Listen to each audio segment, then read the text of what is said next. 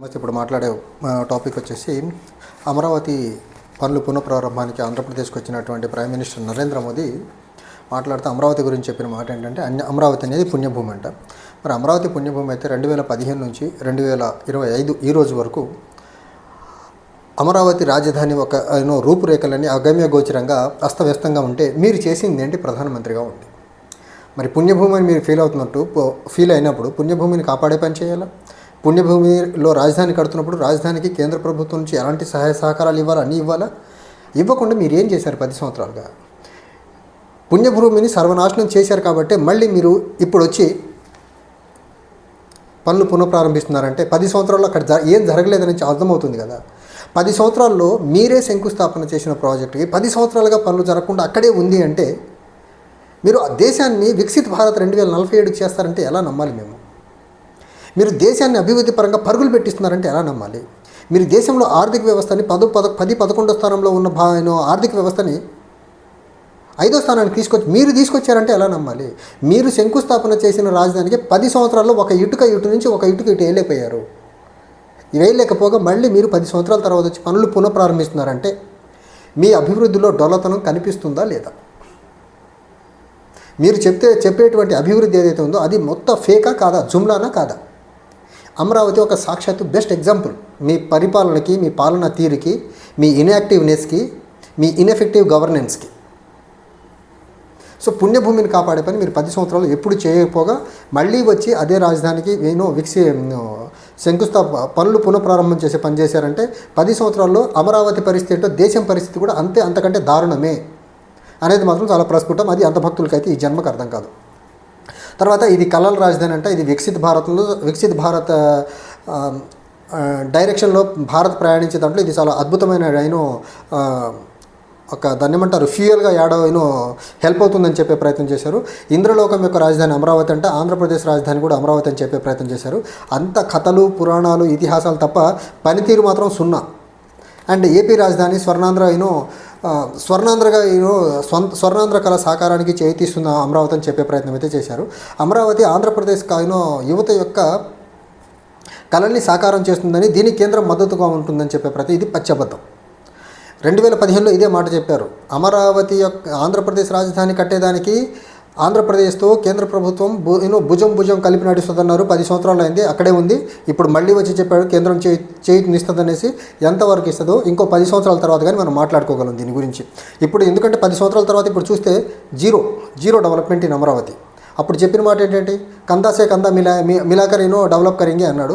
ఇప్పుడు 10 సంవత్సరాలు భుజం కలిపి పనిచేసినా అక్కడ ఒక్క బిల్డింగ్ కూడా కట్టలేపారు. అప్పుడు కట్టిన తాత్కాలిక 3 బిల్డింగులు తప్ప. తర్వాత అమరావతి గురించి మాట్లాడుతున్నటువంటి మాట ఏంటంటే చంద్రబాబు నాయుడు గారి గురించి భజన చేసే ప్రయత్నం చేశారు. ఆయనేమో రైట్ టైంలో రైట్ ప్రైమ్ మినిస్టర్ అంటాడు. ఈయన అనేది ఏంటంటే రైట్ స్పీడ్లో రైట్ డైరెక్షన్లో పనిచేసిన చీఫ్ మినిస్టర్ అని చెప్పే ప్రయత్నం చేశారు.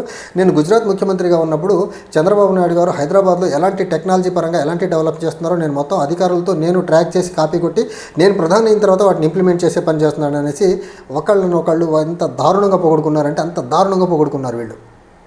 ఎందుకంటే అక్కడ పనులు చెప్పుకునేదానికి ఏం లేవు. 10 సంవత్సరాలుగా వీళ్ళే టేకప్ చేసిన ప్రాజెక్ట్కి 10 సంవత్సరాలుగా అక్కడే ఉందంటే ఏం చెప్పుకుంటారు? బుద్ధి లేకుండా జనాలు వింటున్నారు తప్ప వీళ్ళ సొల్లుని. 10 సంవత్సరాలుగా వీళ్ళు శంకుస్థాపన చేసిన పని 10 సంవత్సరాలుగా అక్కడే ఉండి మళ్ళీ వచ్చి పనులు పునఃప్రారంభం అంటే ఈయన గ్లోబల్ లీడర్ ఎట్లా అవుతాడు? ఈయన విజనరీ లీడర్ ఎట్లా అవుతాడు? ఈయన స్వర్ణాంధ్రాన్ని ఎట్లా కడతాడు? ఆయన వికసిత్ భారత్ ఎలా నిర్మిస్తాడు? అసలు 10 సంవత్సరాల్లో ఒక రాజధానిలో 10 బిల్డింగులు కట్టడం చేతగాని వీళ్ళు. ఈయన వికసిత్ భారత్ అంట, ఈయనేమో స్వర్ణాంధ్రప్రదేశ్ అంట. ఈయన హైదరాబాద్ కట్టాడంట, ఆయనేమో గుజరాత్లో గాంధీనగర్ని కట్టాడంట. ఎవరి చెవుల్లో పూలు పెడుతున్నారు మీరిద్దరు కలిసి? తర్వాత చంద్రబాబు నాయుడు గారి గురించి మాట్లాడితే ఈయన చెప్పినటువంటి మాట ఏంటంటే చంద్రబాబు నాయుడు గారు ఏదైనా ప్రాజెక్ట్ని టేకప్ చేస్తే చాలా స్పీడీ మేనర్లో చాలా అద్భుతంగా ముందుకు తీసుకెళ్తారు. అలాంటి చంద్రబాబు నాయుడు గారు ఆంధ్రప్రదేశ్కి ముఖ్యమంత్రి ఉంటాం, అమరావతి ఇంకా బ్రేకులు లేకుండా ముందుకెళ్తుందని చెప్పే పని అయితే చేశాడు. తర్వాత 2015లో శంకుస్థాపన చేసాం, సహాయం అందించి. ఏం సహాయం అందించారు మీరు 2015 నుంచి 2019 మధ్యకాలం వరకు? సరే 19 తర్వాత 3 రాజధానులను అమరావతిని నెగ్లెక్ట్ చేశారు, పక్కన పెడతాం. 2014, 2019 మధ్యకాలంలో కనీసం 10,000 కోట్ల రూపాయలు డబ్బులు ఇచ్చారు మీరు ఆంధ్రప్రదేశ్ రాజధాని కట్టడానికి. ఆంధ్రప్రదేశ్ బడ్జెట్ మొత్తమే ఆ టైంలో అమరావతికి కేటాయించిన బడ్జెట్ కేటాయింపులు 6,000 కోట్లు దాటలేదు. మీరేం సహాయం అందించారు కేంద్ర ప్రభుత్వంలో ప్రధానమంత్రిగా ఉండు 2014 నుంచి 2019లో? అది కూడా ఆంధ్రప్రదేశ్లో మీరు భాగస్వామ్యంగా ఉండు ప్రభుత్వంలో.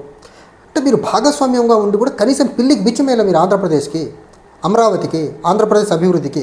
ఇప్పటికీ ఆంధ్రప్రదేశ్ మా దరిద్రం ఏంటో తెలుసా, మీరు వచ్చి ఏ ప్రాజెక్ట్ని టేకప్ చేసినా ఏదైనా అది ప్రైవేట్ పెట్టుబడి అయినా ఉండాలి, లేకపోతే ఆంధ్రప్రదేశ్ అయినో పునర్విభజన చట్టం 2014లో పొందుపరిచిన అంశం తప్ప మీరు ప్రధానిగా ఆంధ్రప్రదేశ్కి అడిషనల్గా చట్టంలో లేని మాకేమి ఇచ్చారు చెప్పండి మా రాష్ట్రానికి మీరు. ఇది క్వశ్చన్ చేసే దౌర్భాగ్యం లేడు అసలు ఆంధ్రప్రదేశ్ నుంచి. నాకు చాలా బాధేస్తుంది ఈ అంశంలో. 10 సంవత్సరాలు ఒక వ్యక్తి దేశానికి ప్రధానమంత్రిగా చేసి విడిపోయిన రాష్ట్రానికి చేయూతనివ్వాల్సిన వ్యక్తి చేయూతను ఇవ్వకపోగా ఇంకా అడుగడుగున ఈ రాష్ట్రాన్ని వెనక్కి నెట్టే ప్రయత్నం చేస్తున్నాడు ఇతను. అండ్ ఇలాంటి వ్యక్తిని పట్టుకొని విశ్వగురు అంటాడు, వీళ్ళు గ్లోబల్ లీడర్ అంటాడు, రైట్ టైంలో రైట్ ప్రైమ్ మినిస్టర్ అంటారు, వికసిత్ భారత్ దిశగా భారతదేశాన్ని తీసుకెళ్తాడంటాడు. ఒక విడిపోయిన రాష్ట్రానికి, రాజధాని లేని రాష్ట్రానికి చిన్నపాటి సహాయం అందించలేని వ్యక్తి ఇతనంట వికసిత్ భారత్ నిర్మిస్తాడంట అదేనో దేశాన్ని. తర్వాత ఇదొక పచ్చి అబద్ధం చెప్పే పని చేశాను నరేంద్ర మోదీ గారు మాట్లాడతా. ఎన్టీఆర్ వికసిత్ స్వర్ణాంధ్రప్రదేశ్ కళ, ఎన్టీఆర్ గారి నోట్లో నుంచి స్వర్ణాంధ్ర అనే పదమే రాలేదు, పచ్చి అబద్ధం ఇది. సో ఆ కళని ముందుకు తీసుకెళ్లేదానికి నేను, చంద్రబాబు నాయుడు గారు, పవన్ కళ్యాణ్ గారు కలిసి ఆంధ్రప్రదేశ్ని స్వర్ణాంధ్రప్రదేశ్ని చేసి ఎన్టీఆర్ గారికి గిఫ్ట్ ఇస్తామని చెప్పే ప్రయత్నం చేశారు. 10 సంవత్సరాలు అయింది అమరావతికి శంకుస్థాపన ఇచ్చి. యమునా నది నీళ్లు, తర్వాత పార్లమెంట్ ఆవరణలో మట్టి ఇచ్చారు. 10 సంవత్సరాల నుంచి ఒక అడుగు ముందుకేలా. మీరు అమరావతి రాజధానికే పెద్ద ఉపయోగపడే పని పెద్ద ఏం చేయలేదు. మీరు రాష్ట్రాన్ని స్వర్ణాంధ్రప్రదేశ్ చేసేదానికి మీరు చేయూతనిస్తానంటే ఆంధ్రప్రదేశ్ ప్రజలు నమ్మేయాలనుకుంటున్నారేంటి? మీరు అదాని అంబానీలు మేలు కోరుకోండి, మీ పదవిని జాగ్రత్తగా కాపాడు, అంతవరకే మీరు ఆలోచిస్తున్నారు తప్ప మీకు దేశంలో రాష్ట్రాల్లో ప్రజల యొక్క బాధలు ఇవన్నీ ఏం పట్టవు నరేంద్ర మోదీ గారు. మీకు ఉన్నటువంటి ఓరేటరీ స్కిల్తో ప్రజల్ని మభ్యపెట్టే పని చేస్తున్నారు. అండ్ మీకు ఉన్నటువంటి ఆ ఇన్ఫ్లుయెన్సింగ్ కెపాసిటీతో మీడియా నోరు నొక్కేసి మీ నిజస్వరూపం, మీ గవర్నెన్స్ యొక్క ఫెయిల్యూర్ని దేశ ప్రజలకు తెలియకుండా చేస్తున్నారు మీరు.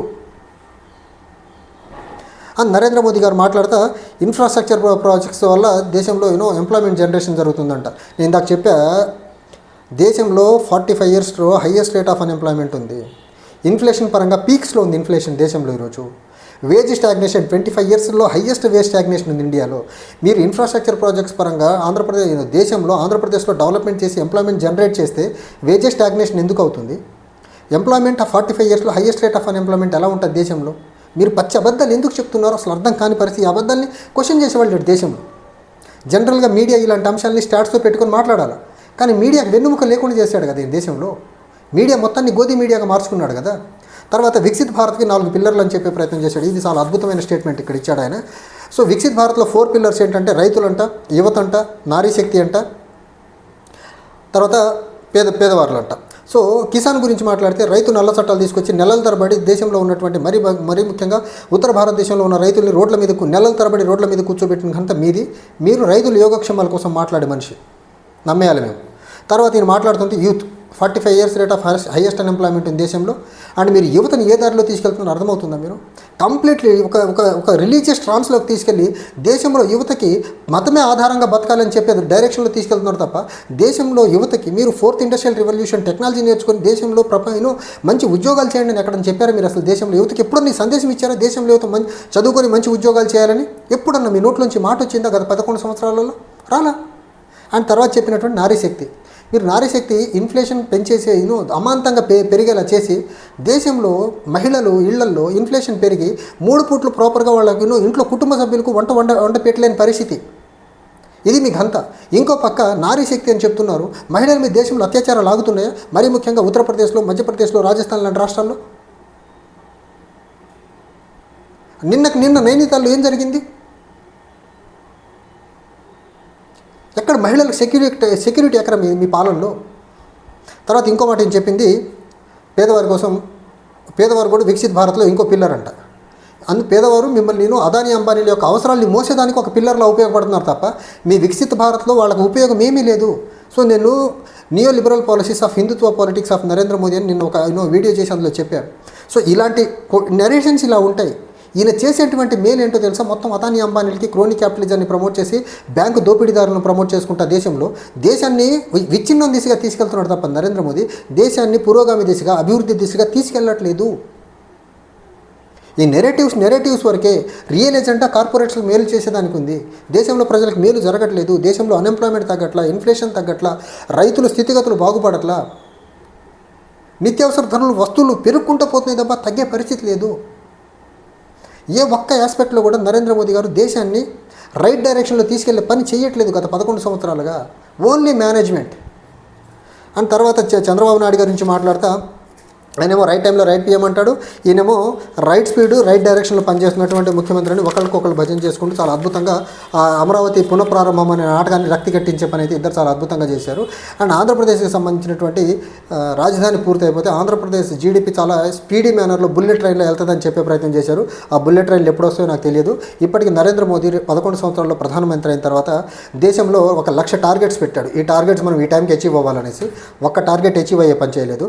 నరేంద్ర మోదీ గారు ఈ రోజుకి ప్రధానమంత్రి 11 సంవత్సరాలు అయిన క్రమంలో ఒక 2 లక్షల నెరేటివ్స్ ఇచ్చారు. ఒక్క నెరేటివ్ కూడా ఫుల్ఫిల్ కాలేదు.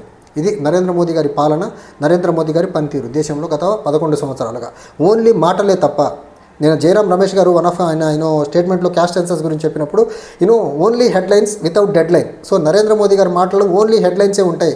There is no deadline. అమరావతికి డెడ్ లైన్ ఉండదు, పోలవరంకి డెడ్ లైన్ ఉండదు, ఆంధ్రప్రదేశ్ రాజధానికి డెడ్ లైన్ ఉండదు, ఆంధ్రప్రదేశ్కి పునర్విభజన చట్టం ద్వారా రావాల్సిన అంశాలు ఏవైతే ఉన్నాయో దానికి డెడ్ లైన్ ఉండదు, దేనికి డెడ్ లైన్ ఉండదు. వస్తారు, హెడ్లైన్ స్టేట్మెంట్స్ ఇచ్చేస్తారు, మళ్ళీ ఢిల్లీకి వెళ్ళిపోతారు.